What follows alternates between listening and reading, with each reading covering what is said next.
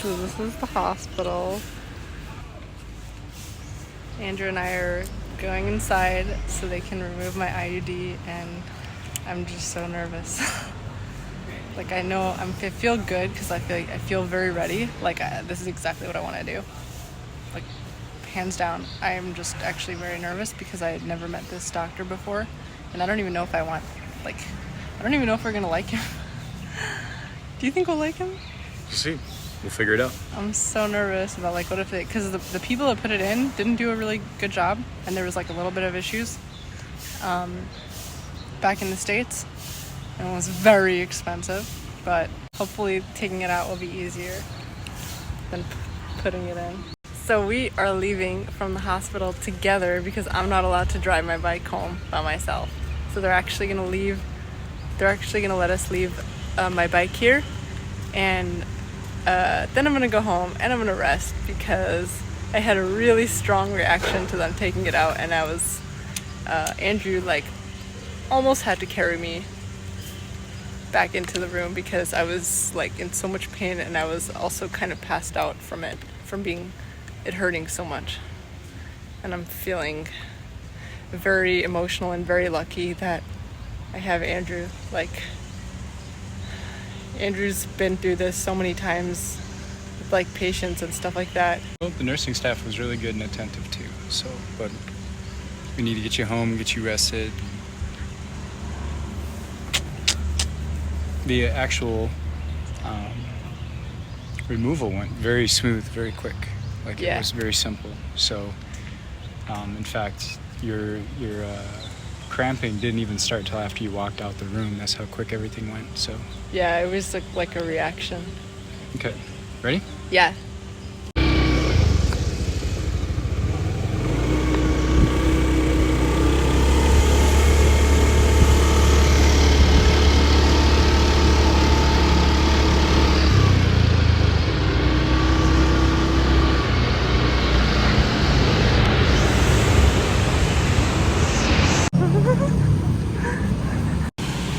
Alright, so it's the afternoon.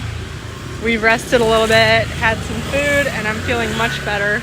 Check it out. September 2nd. 2 lines. 2 lines. I'm pregnant. Woohoo! We're pregnant. 2 lines. Any words you would like to say, baby, to this joyous moment? I'm very happy. Yeah? Yeah, thank you. Me too. It took us how long? 5 months? 5.5 months. Yeah? It took us 5.5 months since taking out the IUD. It did. Yeah, but I'm really glad that it didn't happen when we took it out because we were very sick. Yeah. So our bodies waited until we were feeling healed and not diarrhea. So this is September 5th, 2024. We just came back from Kuala Lumpur, and actually the test that we took was right before the Kuala Lumpur trip. Literally, we were like about to go to the airport and we took the pregnancy test, and so I just waited a couple videos to let you guys know because I just didn't know how I wanted to break it out.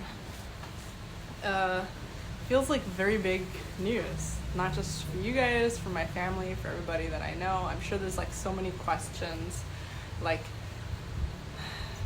where are we gonna live, how are we gonna raise them, what are we gonna do, you know, like are we gonna get married officially, and all these things.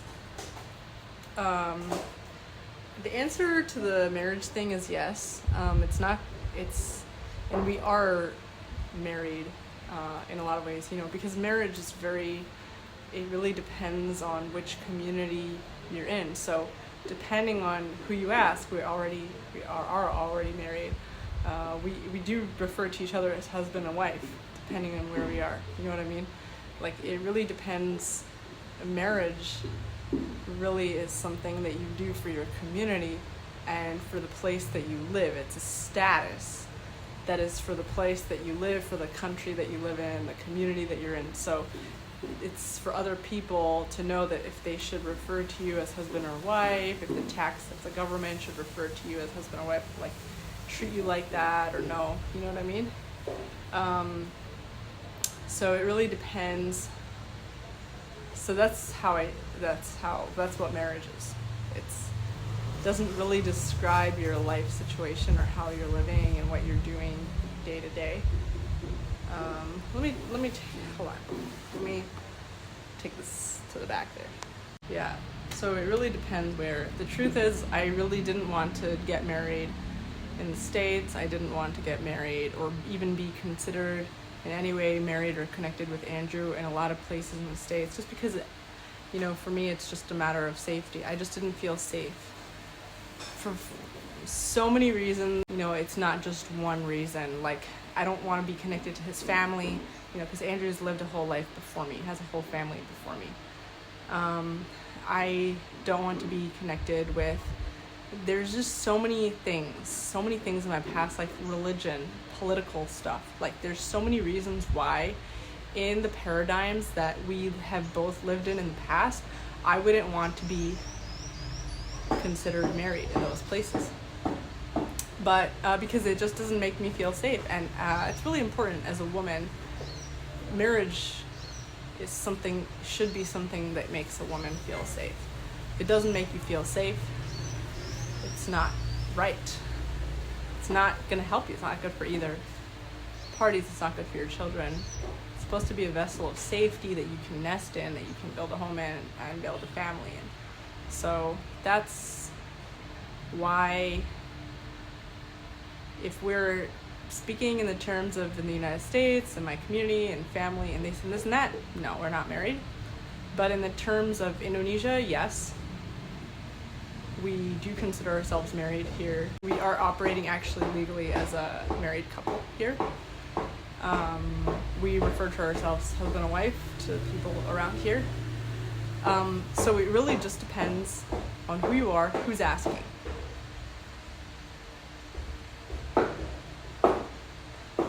In that paradigm, in the United States, in our past lives, this is not a marriage. In the new paradigm, new lives, whatever, yes, marriage.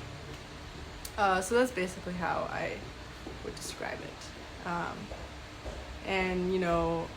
I think it's better for myself to feel safe.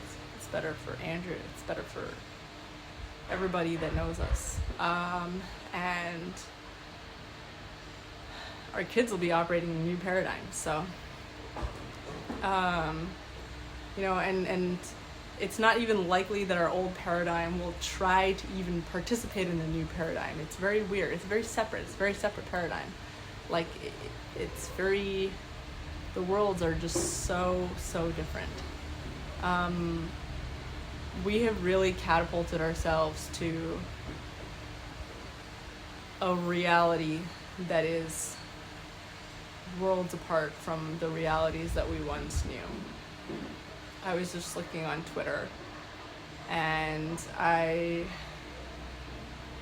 saw that, my former colleagues, my former friends are being indicted by the DOJ for Russia propaganda, from political stuff in the United States. They're being indicted for propaganda of Russia. I'm saying this wrong. If any of you guys know the people that I'm talking about, and you're you know the truth and that I'm saying it wrong, feel free to let me know in the comments. I literally just saw on Twitter something like that. My friends or former colleagues were getting in trouble for because they had been paid. They were writers, because I was in media, so they had been paid by their bosses or whatever, were paid by the Russian government, or received money that came from a company that was in some way connected to the Russian government, something like that. I mean, you guys know that I don't care. I care about my friends, I care about I care about everybody that I know, but you can't really care about, there's only a certain amount that you can care. until it hurts you. Like, you have to save yourself first. And that's what I did. I saved myself. I left that world. People sometimes call me and they want, and there's so many lawsuits going on back in the States with so many of my friends and ex-colleagues having to do with political stuff. People suing each other. Forget about getting in trouble with the government. People went to jail. My friends, some of them went to jail over people that I knew and, that I have nothing but good things to say about, went to jail for different things, political things, January 6th or whatever. You guys know some of them. And people sometimes call me and they're like, oh, like, what do you know about this and that? I'm very public. My whole goal in my life has been, because I have been so much in that world, everyone is spying on each other, everyone is doing this and that. And I came from a background where my relatives have been tortured, imprisoned for life, died in prison, some of them, in another country. Like, I don't want to be part of this. It's me saving myself, and the way that I've been saving myself is that I'm very public. I'm extremely public about my life. Everything I do, I want everybody to know where I am. If you notice, I have the timestamps. Some people feel safer by being private because that reduces the risk of like stalkers and harassment and things like that, right? And that's true for some people. For me, the thing that makes me feel safe is that you know exactly where I am, what I'm doing, what I'm thinking, what I'm saying. The problems I had in my life were not because I talked too much. Although people think that's what it is, and they try to tell me sometimes that's what it is, but I think the problem in my life is that I talked too little. I didn't share, I wasn't open, because I just feel safer, and the energy I'm able to bring to the world is a much safer energy when I'm able to be open out there. There's so many realities that I feel like I've existed in the past that weren't safe for me, that didn't feel safe. And I wouldn't be able to have this like reality that we're having now if I hadn't trusted my body and trusted myself and said, you know what, I don't feel safe here. And I'm gonna put myself first. I put myself above everybody else. And I told friends, colleagues, I don't feel bad for anybody, because I tell people all the time, like, guys, this is not a safe situation. Like, what, you care about some political thing, you care about some ideological thing, you care about some religious thing, because I was also in a religious community, in a few religious communities. Nothing is more important than your health, your life, and you know what, when you live by this, I think that the world becomes a much nicer, more beautiful place when people put their bodies first. Your body is nature. Your body, you're only 5% conscious. Only 5% consciousness or less, depending on who you are, how much of your consciousness you're accessing. You're not accessing more than 8% of your consciousness. So you're at least 92 plus percent body, nature. You don't invest in that nature. I don't care how great you think your ideology is, or your religion, or your cause, or your morality, whatever. I don't care how much you think your consciousness is. Your body is going to take over, and it's going to do what it's going to do. And it's even going to lead your consciousness in the direction that it's going to lead your consciousness. Hold on, I'm gonna go get my food. Well, we have to finish this conversation, but I'm gonna go get I just ordered some food. I'm gonna go get it. I'm gonna eat it. But yeah, this is actually a pregnancy video, so I have so much to say, guys. I'm gonna be talking about pregnancy probably so much in the future. I feel very honored, very privileged. I've been wanting this. You guys know from my videos, I've been wanting this and it took like 5 months almost, and since taking out the IUD, which sounds pretty standard, especially because we were very sick in the beginning, and I feel like this baby waited until we were feeling better when we were healed. So it's very exciting. I'm really excited. It's going to be a very exciting time, and I feel very privileged to be in it. Okay, see you guys. All right, I'm back. So I don't remember what I was talking about, but there's just, I've existed in so many paradigms where I would never want to have children. You know what I mean? So many realities where I would never want to have children. But like, I think the thing that allows me to and makes me feel safe to, like, I feel good about this pregnancy. It feels like right. It feels right. It feels at the right time. Because first of all, obviously, you know, financially, we're in a place where we're not, doesn't feel like we're walking in quicksand. The prices are very different compared to where we came from. So that's a big thing, you know. Raising a kid is not a big, huge hassle here. It's not a big, huge to-do. Like, your kids kind of do what you do. There's a birthing center really close, natural birthing center. All kinds of resources for families, pregnancy, all these things. You know, pregnancy yoga, mommy yoga. There's a lot to do. It's very fun. It's a very fun environment. There's so many different expat communities, so many types of expats. Even if someone from one of our old paradigms were to come here, it wouldn't really pull me into anything else, because it wouldn't pull me into any of my old paradigms, because this new paradigm is like its own thing that pulls you in. In fact, you have to work so hard to not get so sucked into like all the different things and the events and all these things that happen too. So just feeling safe in my body, a lot of physical exercise, activities, sweat, you know, healthy food, not processed food. Just more relaxed nervous system. It's incredibly valuable, I think. It's been really, really valuable.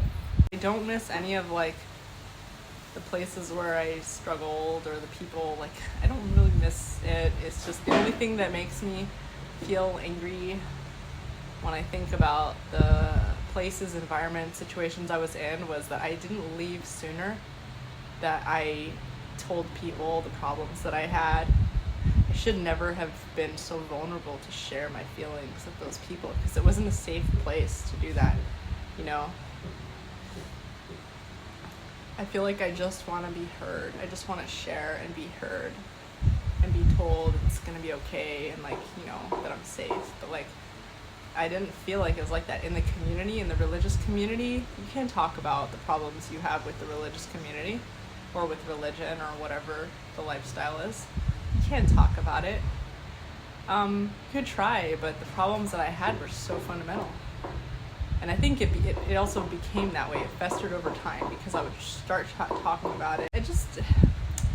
I don't want to be that person.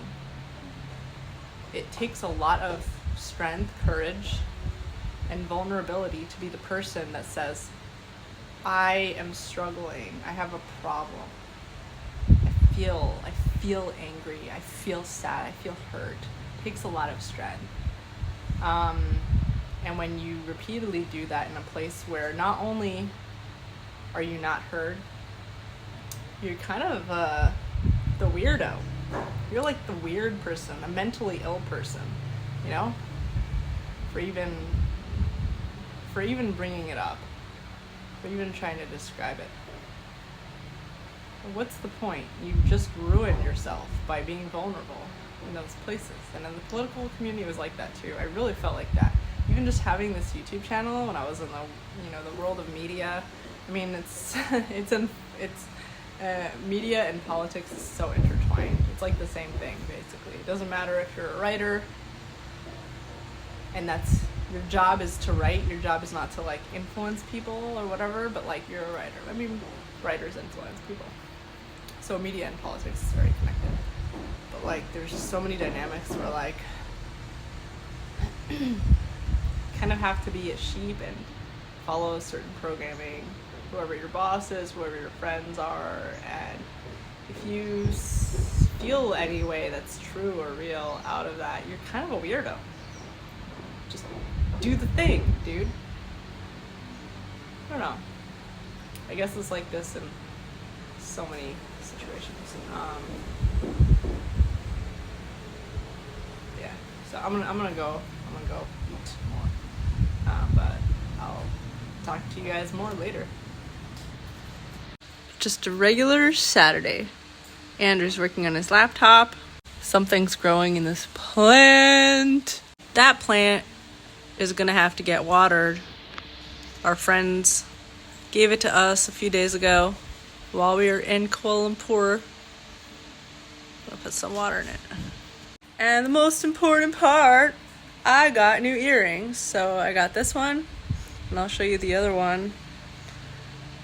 So it's like a clip-on thing. This is a clip-on. It doesn't, it's not pierced in my ear. And it's 22 karat gold-plated silver. So it's like perfect for traveling. It's not so expensive that I'm scared to lose it, but it's also not fake. So, anyway.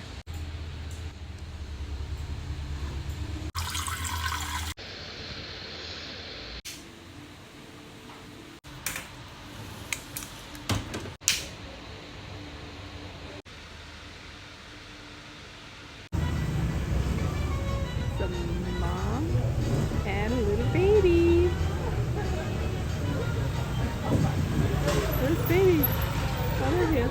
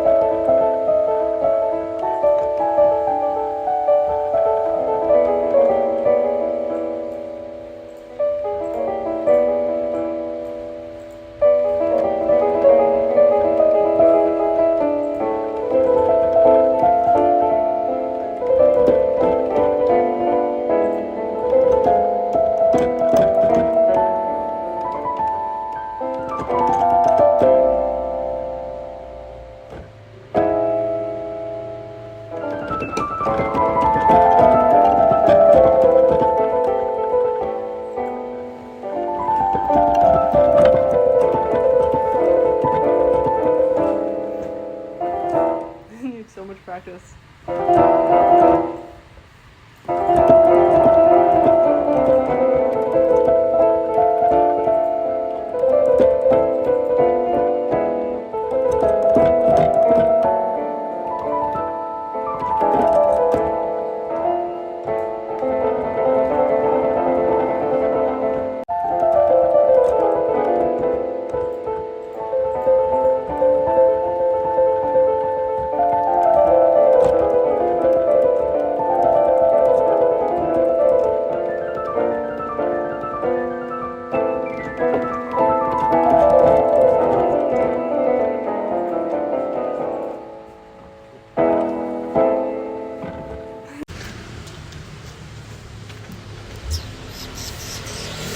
Running time.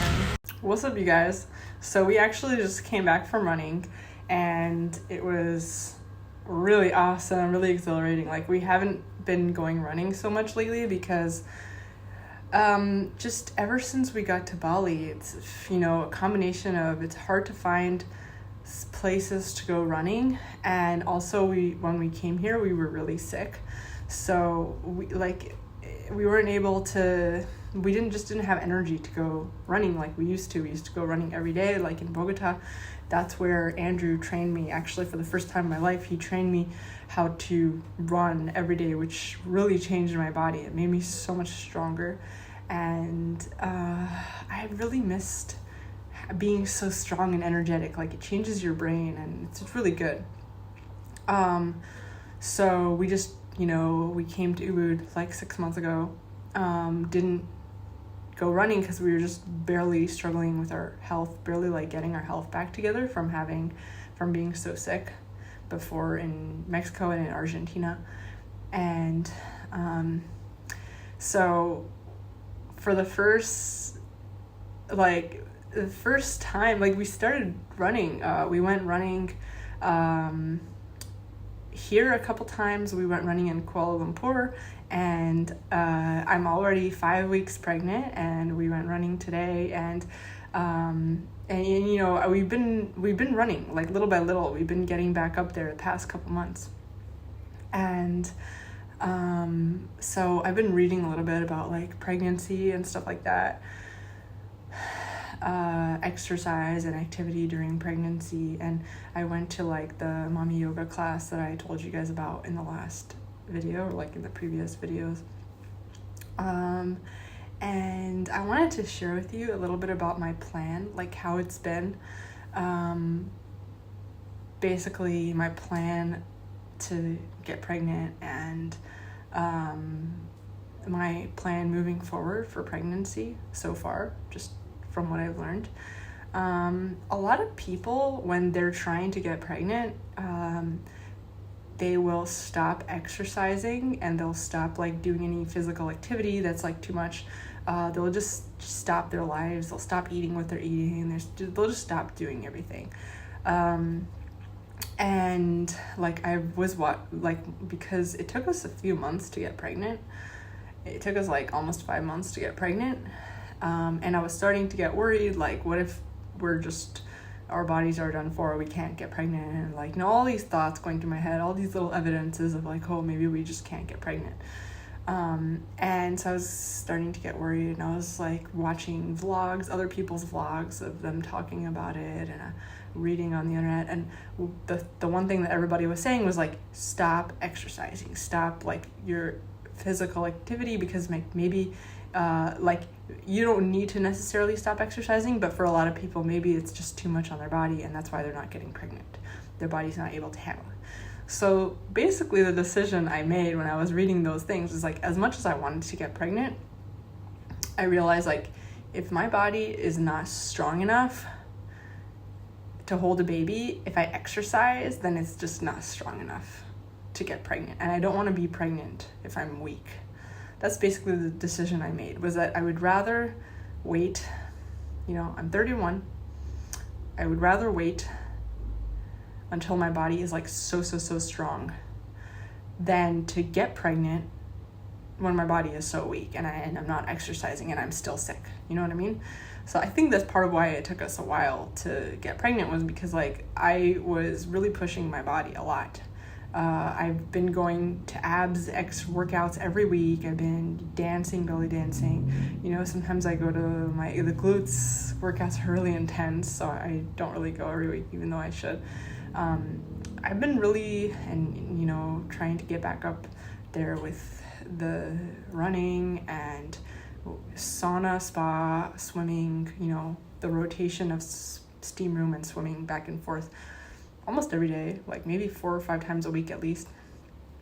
And so all these things, I'm sure, exerted a lot of pressure on my body, but I'm really glad that I made that decision. Like, I made the decision that if my body is too weak, to go for a run, then it's too weak to have a baby. So that was what I decided. Like, and I know like a lot of people are like, well, I'm 39, I'm 40, like I don't really have time to wait for my body to get stronger. Like I just want to have the baby now, I just want to get pregnant now. But for me, being 31, that was a decision that I made, was like, getting pregnant and having a baby is like, as a woman, like one of the most physically exerting things that you're going to do in your life, and it requires a lot of muscles. Like, we forget this because everyone is right now like giving birth in hospitals, and they're just using epidural, and they're doing C-sections and all these things, and they're not using their muscles. But like in a natural birth, the way that your body was made is that you need strong muscles to have a baby. You need to be very strong. You need to like prepare for it physically. You need to like grow all these muscles. And this is part of why I started belly dancing, was because I knew I wanted to get pregnant, and I knew I wanted to build up. Belly dancing is like using muscles that most physical activities will never use. There's so many little muscles that I didn't even know existed until I started belly dancing. And as a kid, I belly danced also. My mom used to belly dance when she was pregnant. She was just dancing all the time when she was pregnant. And that's how I knew, that's how I knew, like, I don't care what anybody says. Oh, don't dance when you're pregnant. It's going to be exerting your baby. I know for a fact that belly dancing is actually really good for the baby if you're pregnant, even until the day of labor. Like, my mom danced all the way through her 9 months, even until the Labor Day she would dance, and it was actually good for the baby to come out. The baby would come out smoothly because you're moving constantly. And dancing, it's not like you're doing acrobatics. It's like, it's physically exerting, but it's a special kind of physically exerting. You're using muscles in a way that is going to be really helpful for you when it's time to push a baby out, and also to carry the baby to term. So, and actually the one thing that both my mom and my sister told me that they regretted was not building up their muscles enough. That's what they regretted. They didn't regret being too active in pregnancy, even though they were both more active than most women that I know in the pregnancy. The thing that my mom and my sister, who have the same genes as me, they recommended was building your muscles more. Doing more Kegels, doing more squats, building more muscles, because then you don't have to deal with as many tears and rips and tears, and from your body not being elastic enough or strong enough to push the baby out more effortlessly. So yeah, that's the decision I made, is that I'm going to double down on my physical activity. And the thing I really didn't like when I went to mommy yoga is that everybody, first of all, was treating pregnancy like some kind of disability. I don't like that. Everyone's treating pregnancy like some kind of disability. Not everyone, but there were some people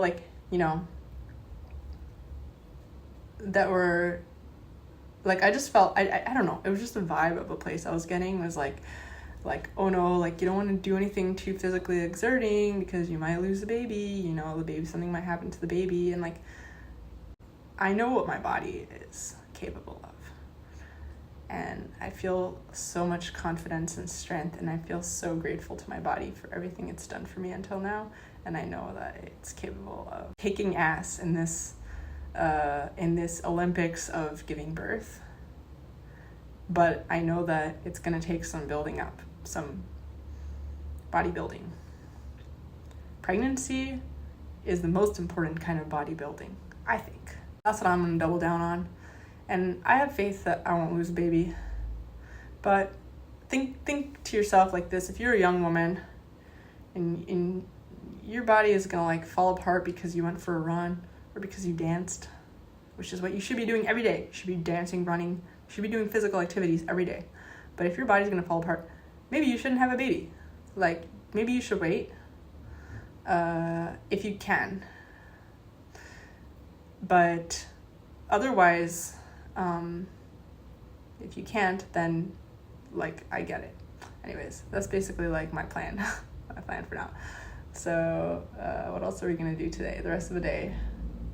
And then also like the other thing I'm still trying to decide with pregnancy is like, do I want to give birth in the hospital so that I can have epidural, or in the birthing center where they don't have epidural? So everybody that I know that I've like so far talked to here is gave birth and did their stuff in the birthing center where they don't have epidural. I really actually didn't talk to anyone that gave birth in the hospital here, even though we visited the hospital, as you can see in the beginning of the video, and we really liked it. The hospital was really awesome. We loved the doctors and the nurses there. And it's very cheap compared to other countries. But really, really clean, very good service. But then at the same time, like, you know, people are saying, you know, everyone's telling me the amazing benefits of natural birth without epidural. And now I'm kind of conflicted because I never, ever in my life considered trying to give birth the totally natural way, not in a hospital, without epidural. Like, that scares me so much because I just never got used to the idea that I would ever do that, because I've always lived in cities. I just can't. That scares me. Like, because also I know people, like my sister also, like, and my cousins, like, people that they wanted to give birth the totally natural way in their house or in a bathtub without epidural. And when it came to it, it was like the worst decision ever. They like regretted it, and they just quickly wanted to do epidural because they were like so scared of the pain. So that's something that I'm still deciding. I still don't really know, but actually I really think that if I do a good job, and I mean I'm not making this up, like I know this, like if you do a good job with working out and preparing your body for pregnancy, preparing the muscles that will need, like your pelvic floor muscles that will need to push out the baby, then an epidural will be even less necessary. It will be, you know, because you'll be able to push out baby faster and more efficiently. But don't tell any Westerners this that are living in their Western country, because then that's like in some way insulting to, like, you know, modern medicine. I do think that people are just very weak now and just not fit to have children physically. And I include myself in that. Like, I really think that maybe it would be a little less scary to have a baby without epidural if I physically strengthen myself a little more, which hopefully it's not too late. I don't think it's too late, but yeah. Anyways, still a decision to be made. Okay, see you guys. We're gonna go, maybe I'll play some more piano after that run. Then we'll have dinner. I don't know if we're gonna end up going shopping today, and maybe we'll go shopping tomorrow. I mean, we got some stuff we needed in the local little market, but we need to get like major grocery shopping, so maybe we'll do that tomorrow. See ya. For that is all that we can do right now. We can go no further. Scene.